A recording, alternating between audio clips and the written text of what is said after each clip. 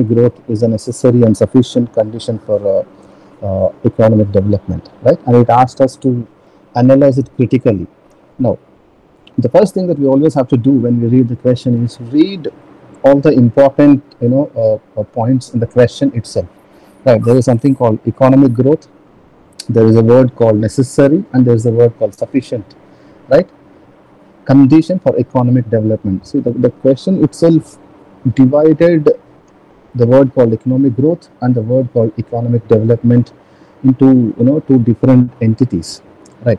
Now, if economic growth is necessary and sufficient for economic development, we would not have two words at all for that matter, right?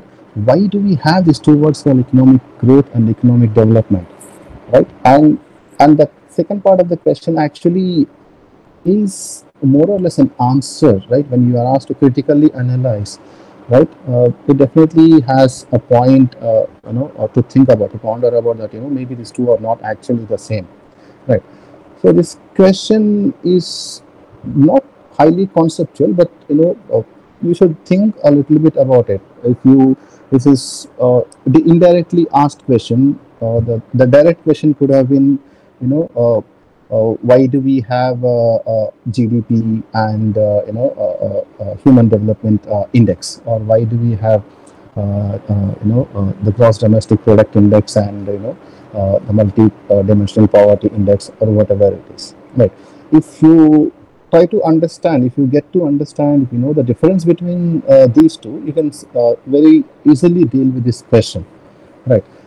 As such, whenever we talk about economic growth, right, we say it is the growth of GDP. Right? The GDP we define as the total value for all the goods and services produced within the boundaries of a nation, right?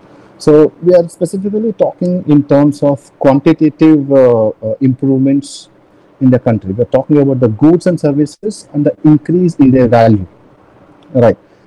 Assuming inflation levels are adjusted, right? So we are talking specifically about the increase in goods and services. And now, why did we actually think about increasing the goods and services? To understand this, we'll have to go back into the concept of economics itself, a bit, right? Why should any country increase its level of goods and services? Because increased level of goods and services is something that gives us increased level of happiness, right? Human beings have what we call as wants or desires, right? And whatever desire we have, right, to own something, to own a car, to own a bike, to own a laptop, or to study for an exam, right? We all need resources, right? To make a car, we need resources, right?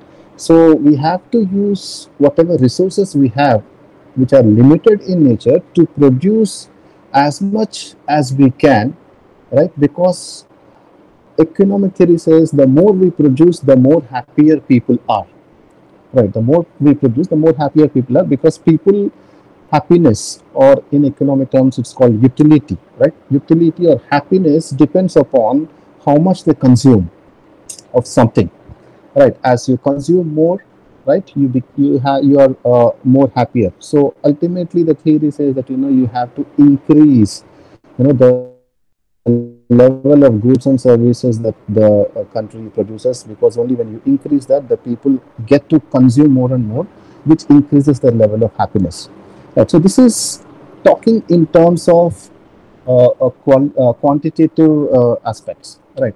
But when we talk about economic development, we talk something related to qualitative, indicators.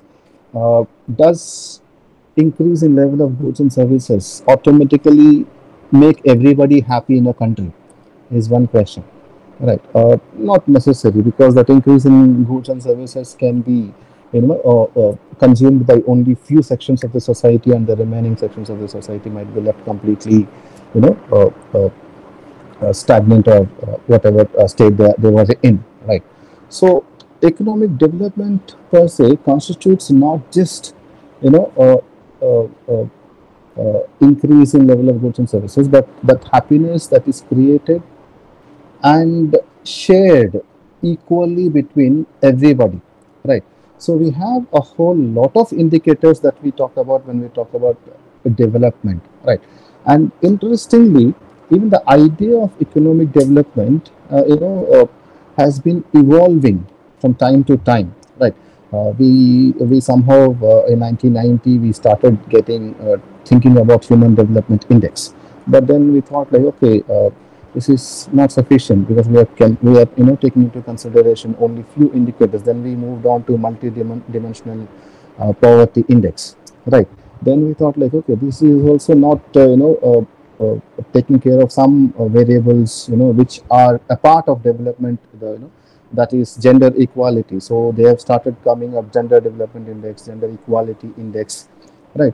So indices keep coming. We have a lot of, then now we have sustainable development index, right?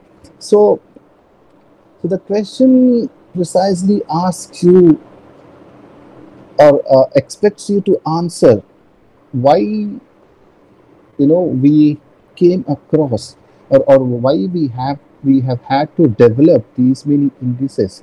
It's because that the growth that we talked about, the increase in GDP, or gross domestic product, or the national income, has is not sufficient to ensure economic development, because when you have a growth, the national income increases, right? Especially by giving some examples, we can talk of India for the purpose. From 1980s onwards, India had wonderful growth record, right? But we have had extremely horrible inequalities. The inequalities have multiplied manifold in India, right?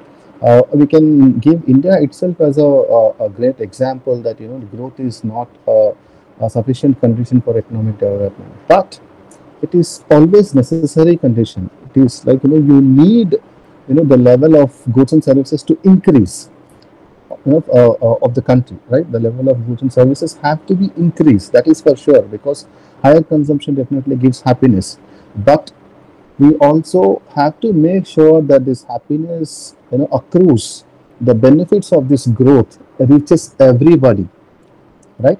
The benefits of this growth reaches everybody in every dimension.